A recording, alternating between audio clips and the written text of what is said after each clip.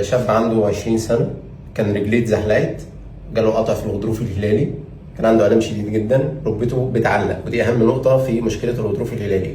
امتى اقول لك ادخل عمليه؟ لما توصل مرحله انك تقول لي انا ركبتي بتعلق. يعني ايه بتعلق؟ يعني العظمتين فيلو او بيحصل فيهم لوكينج، وانت بتحاول تفكهم بايديك او بتسيسها واحده واحده عشان تفكها. دلوقتي الحمد لله كله تمام.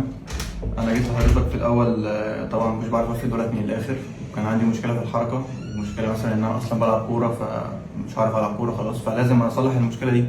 حضرتك قلت لي ان انا لازم اعمل العمليه، بيحصل لي المشكله يعني مع السن قدام. الحمد لله عملت العمليه. طبعا قعدت بعدها بشويه، الحركه كانت صعبه شويه عشان العمليه. بعد كده عدى اسبوع بقيت بعرف اتحرك شويه بالعكاز. دلوقتي انا في الاسبوع الثالث اهو بتحرك عادي، برضه مش محتاج احمل عليها قوي عشان بس ما يحصلش حاجه، فبس انا الحمد لله بمشي كويس يعني الحمد لله. طيب احنا كان المشكله الاساسيه عندنا كانت فين؟ يعني اكتر حاجه خليتها كان العمليه؟ تعليقة الركبه، وان ساعات رجلي بتخني، ده قبل ما اعمل العمليه. احنا ده اللي عملناه في العمليه، استأصلنا جزء من الغضروف، وبعدين عملنا غرزه في الغضروف المتبقي عشان نثبته. الناس اللي بتخاف من العمليه، لا وما كملش يومين ثلاثه بالظبط، يعني مكان الجرح ومكان بس العمليه وبتاع، بعد كده خلاص ما عادش فيه الم عادي.